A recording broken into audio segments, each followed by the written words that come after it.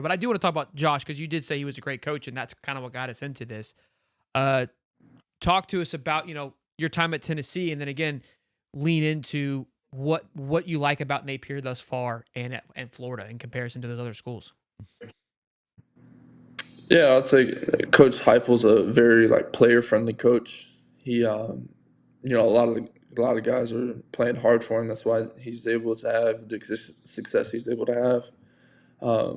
Early on being at Tennessee, I would say, and I said it in the show before it started, but Coach Napier is my favorite coach, like hands down, that I've had the chance to play for, just because he gives you the aspect of he'll chew you out, but also he'll put his arm around you and actually teach you what you're doing right and what you're doing wrong.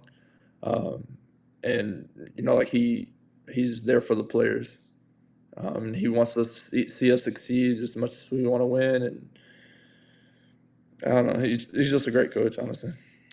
And I said at the beginning of the show that you've been there since January, right? So we're at the 6 month mark, essentially, give or take 5.5. And for him to already have that impact on you speaks volumes. And again, you have nothing but great things to say about. And this isn't to say anything negative. And I like the fact that you came out here and like, hey, confidently said it. It's no shot towards anybody else, but so far, this is how he's made me feel and has empowered me. And again, I think this is why I love him, and we saw it last year what the team was able to do.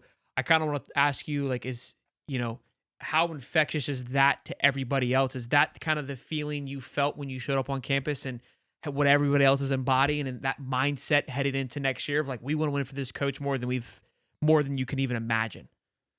Oh yeah, I would say like all the players want to play hard and they want to win. We're all training right now, so we can have a great season, and we want to win a national championship. That's our goal, and we're striving for that each and every day.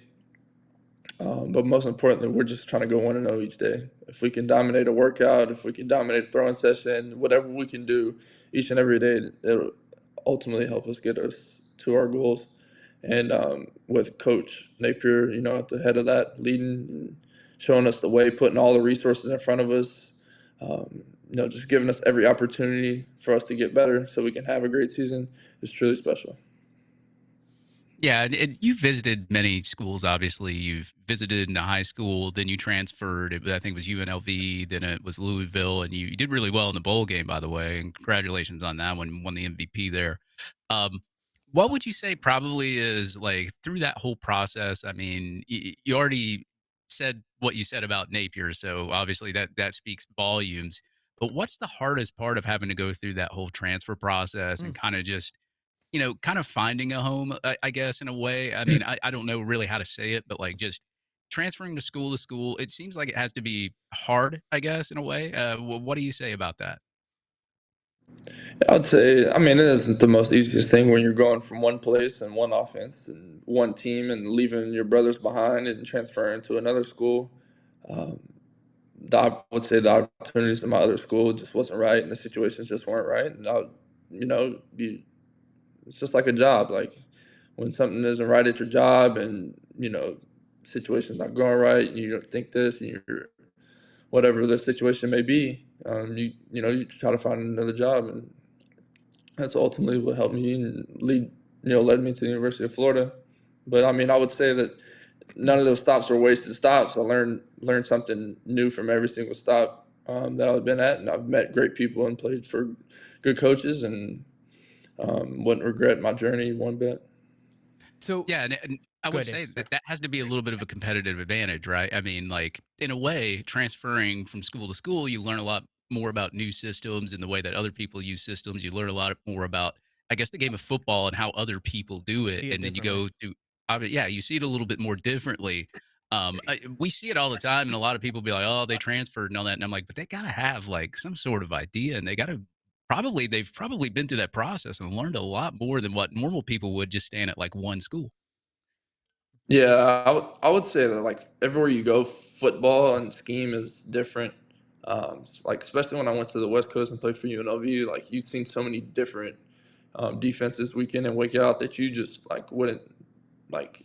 There Yeah. just Yeah. weren't basic defenses. Like it's hard to game plan and play against stuff that you've never really seen. But that's stuff that you like put in the bank and you hold on to for a long time. It's like, oh, I've seen this defense before. And then what's crazy is like when defensive coordinators they get different jobs at different schools, and you transfer and you're like, oh, well, I've played this defensive coordinator, or like, Right. I've prepped Right. for this, and I've seen this, and like to get to like the offensive side of it, I would say that like you kind of catch on to what everybody's trying to accomplish, like with each play or each scheme, and it makes the picking up the offense kind of piece of it a lot easier. For sure. We were talking at the beginning of the show, kind of just some of the critics that Billy has faced, and he's faced a handful of them. But one thing that I think that he's done a great job of is evaluating talent, especially the quarterback room. Yep.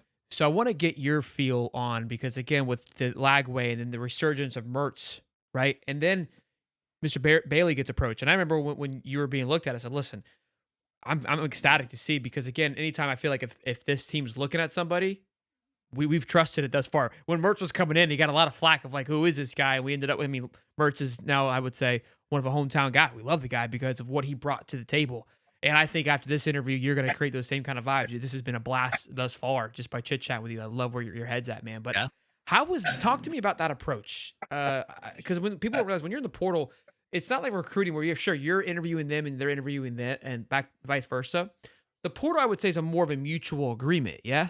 Like you're both kind of trying to find a happy home. Yeah, so like when you're in the portal, you're kind of like, I don't know, let's say like a high school freshman, and you're just kind of listening to everybody and what everybody has to offer, and you're kind of just going to open minded. And like when Florida came to me, it was, well, first of all, it's my dream school, and like it was, like when they came to me, it was just like hard to say no, if that makes sense. Sure. Um, and they come to you and they tell you like, we run this kind of scheme, like we play in the SEC, like, they list out all the great things about their school, and it's kind of like yeah, coach, I'll come play for you, and they're like, awesome, let's do it. So that's really kind of how the portal works. Now I would say like the reason why Florida's able to get such great quarterbacks is, I would say, is honestly is one, Coach Napier and Coach O'Hara, but two is just like playing for that rich tradition at Florida, just like following the steps of Mm. like Lee Tebow, like all the greats from the past. That's I mean that's something that I like looked into and Will Greer. grew up watching and stuff. Yeah, Will Greer even. That's my guy.